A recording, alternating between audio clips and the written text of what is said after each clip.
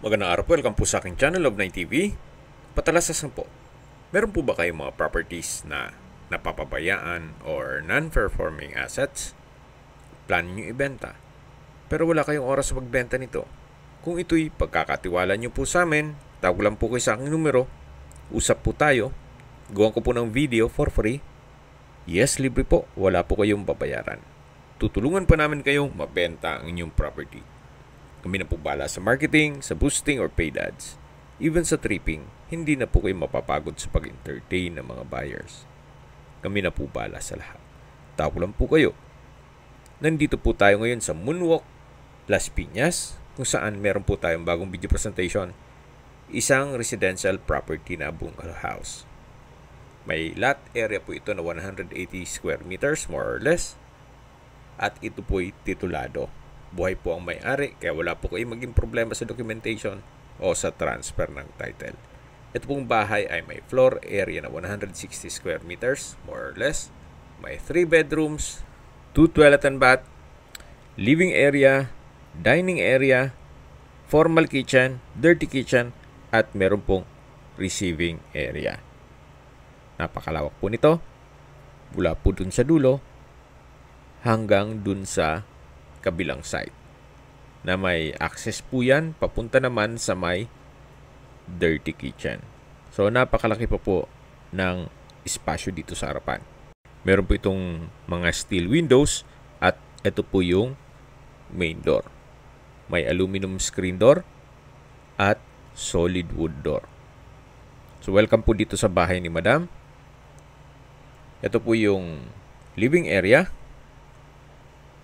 Kailangan po ng retouch ng pintura, pero sa structure wala namang crack. Ang bubong naman po ay maayos naman, gawa ng itong ceiling ay maayos pa. Halata naman po pag may tulo na at babagsak na po ang ceiling. So dito naman po yung dining area at bar counter. So yung ceiling maayos, then itong walls ay kailangang pinturahan. At dito naman po yung formal kitchen. May kitchen countertop, kitchen cabinet, at storage ng kitchen utensils. Meron din pong malaking kitchen sink and faucet. Ito po yung access door na may aluminum screen door. Papunta naman dito sa may dirty kitchen. At yan po yung tinutukoy ko na access naman ito papunta dun sa receiving area kung saan dyan na po tayo galing kanina. Yun po yung gate o main gate. Sa parking naman po walang problema, gawa ng meron naman pong common car park na kakasya po ang dalawang sakyan sa harapan ng bahay. So dito po ay naka-tile flooring at ito po yung dirty kitchen. May kitchen countertop, double stainless sink with faucet at kitchen cabinet. At mula po dito sa dirty kitchen, meron pong common toilet and bath. Maayos naman po ang toilet fixtures at ito'y naka-tile bathroom wall. Okay, labas po tayo.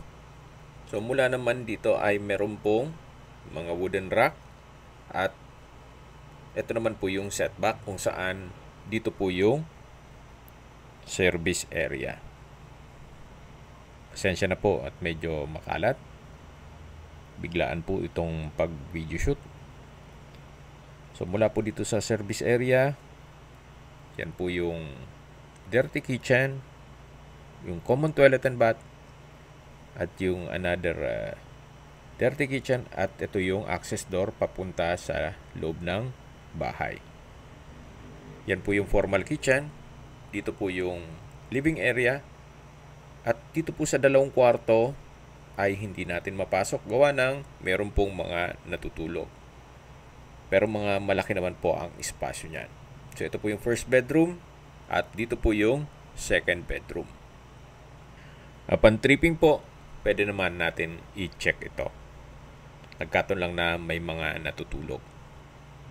So mula po dyan sa dalawang kwarto, ito naman po yung pangatlong kwarto o third bedroom. Sa espasyo, sakto lang. Hindi naman siya ganun kaliit at hindi naman ganun kalaki. Meron po itong from floor to ceiling na wardrobe. Then sa dulo po ay may steel window. Ito pong toilet and bath ay Jack and Jill. So sharing po ito mula naman dun sa isang kwarto na nakasarado, yung second bedroom. So ito yung naka-tile bathroom wall, may overhead shower, at maayos naman ang toilet fixtures nito. So ito po yung third bedroom. At paglabas nyo po, yan po yung living area, dining area at yung kitchen. Open concept lang po siya. Then ito po yung main door.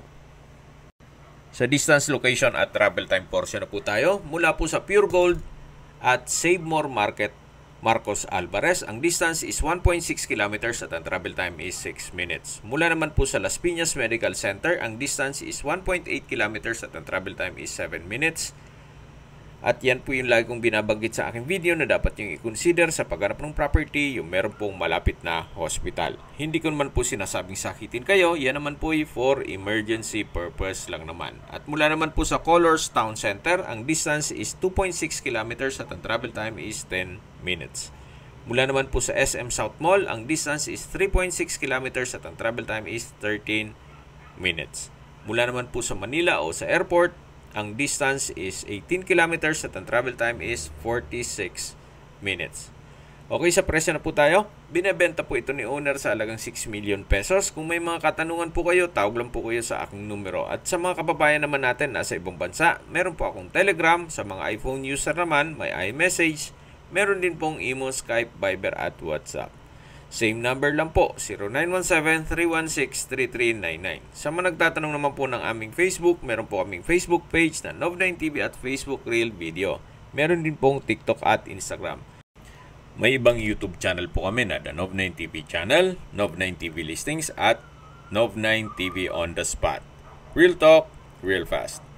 Sana po naibigyan nyo ang video presentation. Paki-like and subscribe na lang po sa aking channel para ma-update din po kayo sa aking future listings. Kung sakali po hanap nyo yung mas malaking sukat ng lupa, meron din po kami ibang listings na pwede nyong pagpilian. Huwag po kayong mag-atubiling tumawag sa amin, then let us know your budget para malaman namin kung anong property pwede naming alok sa inyo. Sa lahat mong viewer, subscriber at nagtiwala po sa amin, salamat po sa suporta.